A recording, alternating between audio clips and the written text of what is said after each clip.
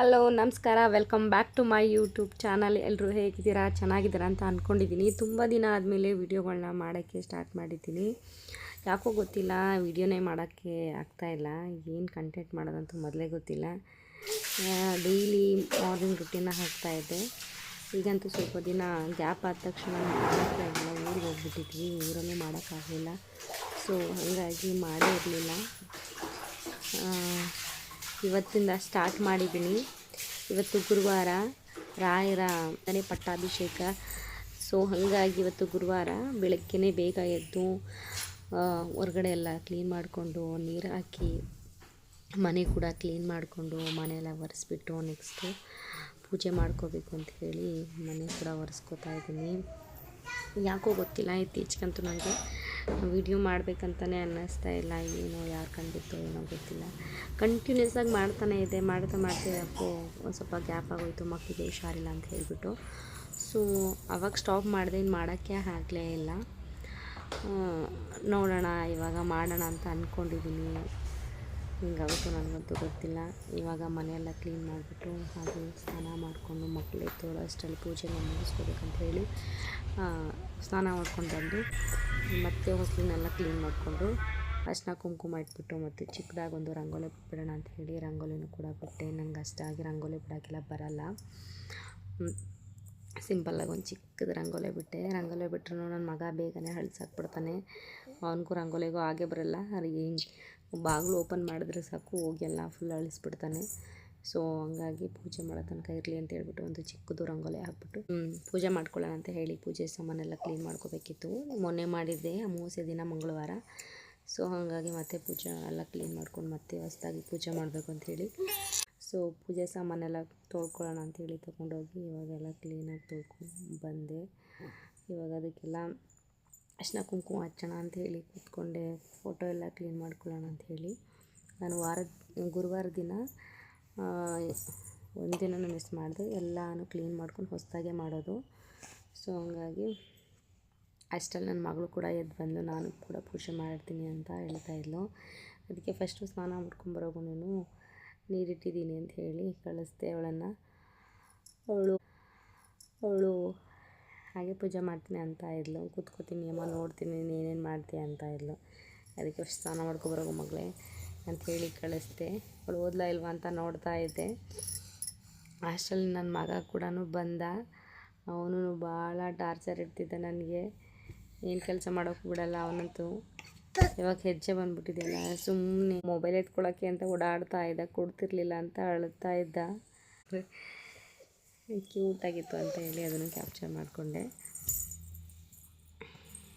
ಅವರಿಬ್ಬರನ್ನ ಸಮಾಧಾನ ಮಾಡಿ ಸ್ನಾನಕ್ಕೆ ಕಳಿಸ್ಬಿಟ್ಟು ನಾನು ಸ್ನಾನಕ್ಕೆ ಹೋಗಿ ಅಂತ ಹೇಳಿಬಿಟ್ಟು ಈಗ ದೇವ್ರ ಸಾಮಾನುಗಳಿಗೆಲ್ಲ ಅರಿಶಿನ ಕುಂಕುಮ ಇಟ್ಟು ಪೂಜೆ ಮಾಡ್ಕೊಳ್ಳೋಣ ಅಂಥೇಳಿ ಎಲ್ಲನೂ ಇದು ಮಾಡ್ತಾಯಿದ್ದೆ.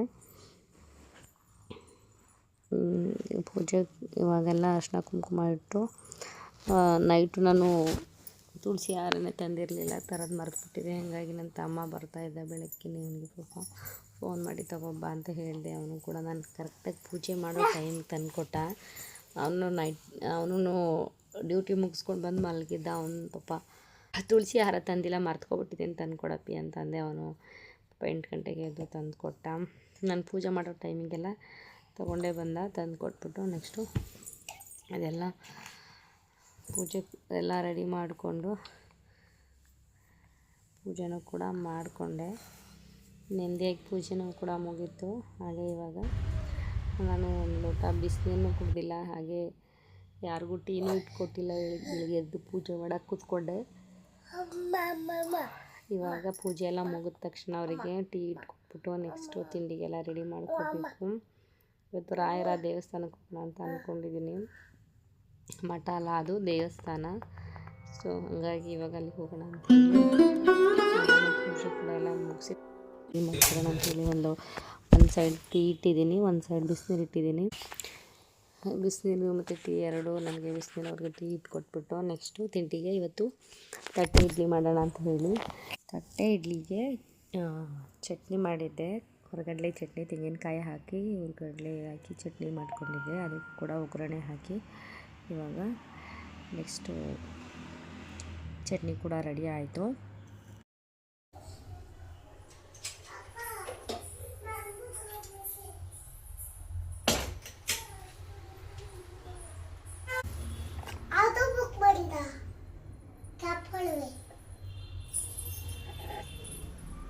ತಿಂಡಿ ತಿನ್ಸ್ಕೊಡ್ತೀನಿ.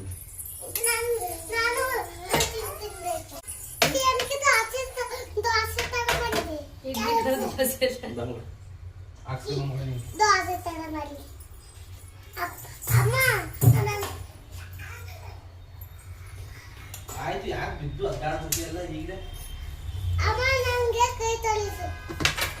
ತೊಳಿಸ್ಕೊಟ್ಟೆ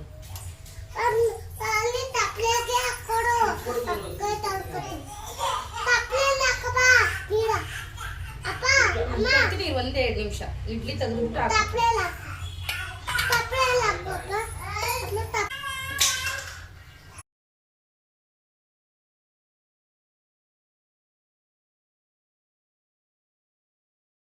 ಇವಾಗ ನನ್ನ ಹಸ್ಬೆಂಡ್ಗೆ ಮತ್ತು ಮಕ್ಕಳಿಗೆಲ್ಲ ಹಾಕ್ಕೊಟ್ಬಿಟ್ಟು ನೆಕ್ಸ್ಟ್ ಬ್ಯಾಚ್ನ ಹಾಕೋಣ ಅಂಥೇಳಿ ನನಗೆ ಮತ್ತು ನನ್ನ ಹಸ್ಬೆಂಡ್ ಬಾಕ್ಸ್ಗೆ ಹಾಕೋಣ ಅಂತ ಹೇಳಿ ಹಾಕ್ತಾಯಿದ್ದೆ.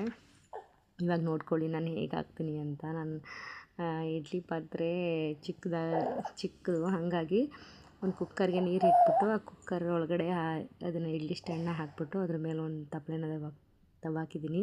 ಇಡ್ಲಿ ಪಾತ್ರೆ ಚಿಕ್ಕದು, ಹಾಗಾಗಿ ಕುಕ್ಕರ್ಗೆ ನೀರು ಹಾಕಿ ಇಟ್ಕೊಂಡೆ, ಕುಕ್ಕರಲ್ಲೇ ಇಟ್ಟೆ.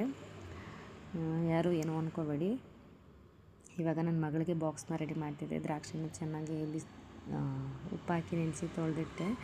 ಅದನ್ನು ಕೂಡ ಕಟ್ ಮಾಡಿ ಹಾಕ್ತಿದ್ದೆ. ಉದ್ದುದ್ದಾಯಿತು, ಅವಳು ಆಟ ಆಡ್ಕೊಂಡು ಹಾಗೆ ನುಂಗ್ಬಿಡ್ತಾಳೆ ಅಂತೇಳಿ ಅವಳಿಗೂ ಬಾಕ್ಸ್ ರೆಡಿ ಮಾಡಿ, ಹಸ್ಬೆಂಡ್ಗೂ ಕೂಡ ಬಾಕ್ಸ್ ಎಲ್ಲ ರೆಡಿ ಮಾಡಿಬಿಟ್ಟು ನಾವು ಕೂಡ ದೇವಸ್ಥಾನಕ್ಕೆ ನಾನು ನನ್ನ ತಮ್ಮ ಇಬ್ಬರೂ ರೆಡಿಯಾಗಿ ಹೊರಟ್ವಿ. ನನ್ನ ಹಸ್ಬೆಂಡ್ ಮಗಳನ್ನೂ ಹೊರಟರು. ಅವ್ರು ಇವತ್ತು ಬರಲಿಲ್ಲ ದೇವಸ್ಥಾನಕ್ಕೆ. ಹಸ್ಬೆಂಡಿಗೆ ಟೂಟಿಗೆ ಲೇಟ್ ಆಗಿತ್ತು ಅಂತ ಹೇಳಿ ಅವರು ಬರಲ್ಲ ಅಂತ ಹೇಳಿದ್ರು. ಸೊ ಹಾಗಾಗಿ ನಾನು, ನನ್ನ ಮಗನ ಮತ್ತು ನನ್ನ ತಮ್ಮ 3 ಜನ ಹೊರಟ್ವಿ. ಹೋಗ್ಬಿಟ್ಟು 3 ಜನನೂ ಚೆನ್ನಾಗಿ ದರ್ಶನ ಮಾಡ್ಕೊಂಡು ಬಂದ್ವಿ. ಹಸ್ಬೆಂಡ್ ಜೊತೆಯಲ್ಲಿದ್ದರೆ ಅವರು ಬೇಗ ಡ್ಯೂಟಿಗೆ ಹೊರಡಬೇಕಂತ ಪೂಜೆ ಮಾಡ್ಕೊಂಡು ಬರೋಕ್ಕೆ ನಿಧಾನಕ್ಕೆ ಪೂಜೆ ಮಾಡ್ಕೊಂಡು ಬರೋಕ್ಕಾಗಲ್ಲ. ಸೊ ಹರಿಬರಿಲಿ ಬಂದುಬಿಡ್ತೀವಿ. ಹಾಗಾಗಿ ಅವರನ್ನೆಲ್ಲ ಕಳಿಸ್ಬಿಟ್ಟು ನಾನು ನನ್ನ ತಮ್ಮ ನಿಧಾನಕ್ಕೆ ಹೋಗಿ ದರ್ಶನ ಮಾಡ್ಕೊಂಡು ಬಂದ್ವಿ. ಚೆನ್ನಾಗಿತ್ತು ದರ್ಶನ ಎಲ್ಲ. ಇವತ್ತು ರಾಯರ 405ನೇ ಪಟ್ಟಾಭಿಷೇಕ ಸ್ಟಾರ್ಟ್ ಆಗಿತ್ತು. ಸೊ ತುಂಬಾ ಚೆನ್ನಾಗಿ ಪೂಜೆ ಎಲ್ಲ ಮಾಡಿದರು. ಅಲ್ಲಿ ವಿಡಿಯೋನ ಜಾಸ್ತಿ ಮಾಡ್ಕೊಳಕ್ಕಾಗಲೇ ಇಲ್ಲ, ಯಾಕೆಂದರೆ ನಂಗೆ ಅಷ್ಟು ಕಂಫರ್ಟಬಲ್ ಅನಿಸಲ್ಲ ದೇವಸ್ಥಾನದಲ್ಲೆಲ್ಲ ವಿಡಿಯೋ ಮಾಡ್ಕೊಳ್ಳೋಕ್ಕೆ. ಏಕೆಂದರೆ ಎಲ್ಲ ನಮ್ಮನ್ನೇ ನೋಡ್ತಿರ್ತಾರೆ. ನೆಮ್ಮದಿಯಾಗಿ ದರ್ಶನ ಮಾಡ್ಕೊಳ್ಳೋಣ ಅಂತ ಹೇಳಿ ನನ್ನ ತಮ್ಮ ಮಾಡ್ತೀನಿ ಬಿಡು ಚೆನ್ನಾಗಿ ಎಲ್ಲನೂ ಅಂತ ಹೇಳ್ದೆ. ಬೇಡ ಬಿಡಪ್ಪಿ, ನೀನು ನೆಮ್ಮದಿಯಾಗಿ ದರ್ಶನ ಮಾಡು ಚೆನ್ನಾಗಿ ಅಂತ ಹೇಳಿ ಸ್ವಲ್ಪ ಮಟ್ಟಿಗೆ ಮಾಡ್ಕೊಂಡ್ವಿ. ಹೋದ್ವಲ್ಲ ಅಂತ ಅವನು ಮಾಡ್ದ. ನಾನು ಕೂಡ ತುಪ್ಪದ ದೀಪ ಎಲ್ಲ ಹಚ್ಚಿ ರಾಯರ ದರ್ಶನ ಮಾಡಿಕೊಂಡು ಅಲ್ಲೇ ಪ್ರಸಾದ ಕೂಡ ಸಿಕ್ತು. ಮಂತ್ರಾಕ್ಷತೆ ಎಲ್ಲ ತೊಗೊಂಡು ಪ್ರಸಾದ ಎಲ್ಲ ತಿಂದ್ಕೊಂಡು ಅಲ್ಲಿಂದ ಸ್ವಲ್ಪ ಅಣ್ಣನ ಮನೆಗೆ ಹೋಗಬೇಕಿತ್ತು. ಏನಿಲ್ಲ, ತುಂಬಾ ದಿನಗಳಾಗಿತ್ತು ಅಂಥೇಳಿ ಹೋಗೇ ಇರಲಿಲ್ಲ. ಹಾಗೆ ಹೋಗಿ ಬರೋಣ ಅಂಥೇಳಿ ಪೂಜೆ ಗೀಜೆ ಎಲ್ಲ ಮುಗಿಸ್ಕೊಂಡು ಅಲ್ಲಿಂದ ದರ್ಶನ ಎಲ್ಲ ಮಾಡಿಕೊಂಡು ಸ್ವಲ್ಪ ಹೊತ್ತು ಕೂತಿದ್ದು ಅಣ್ಣನ ಮನೆ ಕಡೆ ಹೊರಟ್ವಿ. ಇಷ್ಟ ಆಗಿತ್ತು ಇವತ್ತಿನ ವೀಡಿಯೋ. ಯಾರೆಲ್ಲ ನನ್ನ ವೀಡಿಯೋ ನೋಡ್ತಾ ಇದ್ರೆ ದಯವಿಟ್ಟು ಸಬ್ಸ್ಕ್ರೈಬ್ ಮಾಡ್ಕೊಂಡು ನೋಡಿ ಅಂತ ಹೇಳ್ತಾ ಸಿಗುವ ನೆಕ್ಸ್ಟ್ ವೀಡಿಯೋದಲ್ಲಿ. ಅಲ್ಲಿ ತನಕ ಬಾಯ್.